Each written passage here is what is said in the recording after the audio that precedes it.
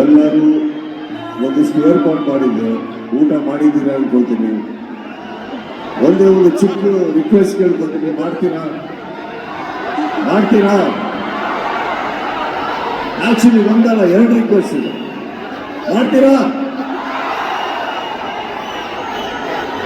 ಮೊದಲನೇ ರಿಕ್ವೆಸ್ಟ್, ತಾವೆಲ್ಲರೂ ದಯವಿಟ್ಟು ಸುರಕ್ಷಿತವಾಗಿ ನಿಮ್ಮ ಮನೆಗಳನ್ನ ಸೇರ್ಕೊಳ್ಳಿ. ಇದು ನಮ್ಮ ರಿಕ್ವೆಸ್ಟ್.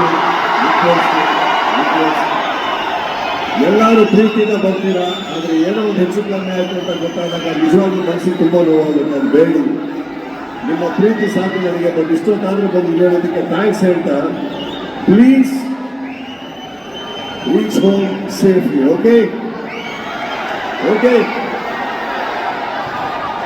ಎರಡನೇ ರಿಕ್ವೆಸ್ಟ್ ಹೇಳೋಕ್ಕಿಂತ ಮುಂಚೆ ಇಲ್ಲಿ ಬಂದಿರೋ ನನ್ನ ಎಲ್ಲ ಪೊಲೀಸ್ ಸಿಬ್ಬಂದಿ ಮಿತ್ರರಿಗೆ thank you sir, thank you all of you, thank you. ತುಂಬ ಕೆಲಸ ಮಾಡಿದ್ದೀನಿ, ಥ್ಯಾಂಕ್ ಯು. ಎರಡನೇ ರಿಕ್ವೆಸ್ಟ್ ಕೇಳ,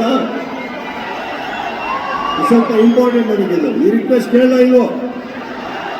ಮಾಡ್ತೀರಾ?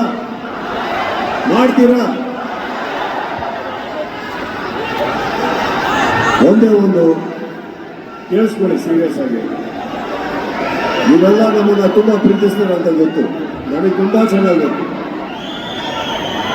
ಆನ್ಲೈನಲ್ಲಿ ಯಾರೇ ಯಾವುದೇ ಪೇಜಿಂದ ನನಗೆ ಎಷ್ಟೇ ಕೆಟ್ಟದಾಗಿ ಬೈದ್ರು ದಯವಿಟ್ಟು ನೀವು ಯಾರು ರಿಯಾಕ್ಟ್ ಮಾಡಬಹುದು.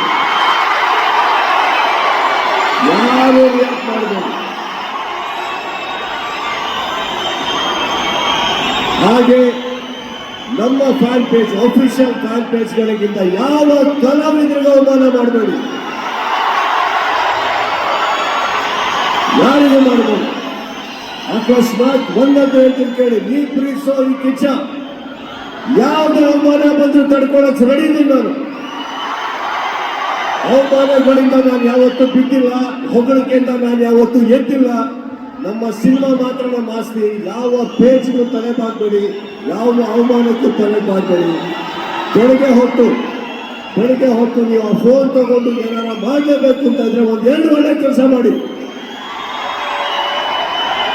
ಯಾರ್ಯಾರೋ ಕಿತ್ತೋಗಿರೋ ನನ್ನ ಮಕ್ಕಳ ಬಗ್ಗೆ ತಲೆ ಕೆಡಿಸ್ಕೋಬೇಡಿ.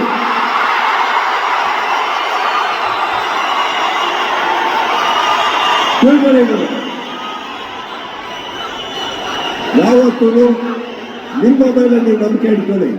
ಒಂದೊಂದು ಸತ್ಯ, ನೀವೇನ್ ಮಾಡ್ತೀರೋ ನಿಮ್ಮ ಮನೆಯಲ್ಲಿರೋ ಮಕ್ಕಳು ಅದನ್ನೇ ಕಲಿಯೋದು.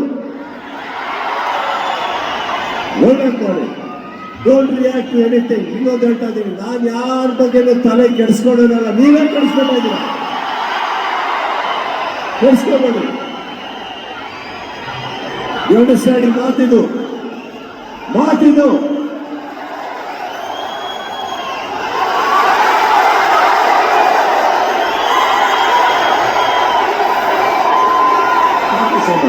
ಹಾಗೆ ಮಾತಾಡೋದಕ್ಕೆ ಊಟ ಮಾಡಿದ್ರೆ ಅನ್ಕೋತೀನಿ.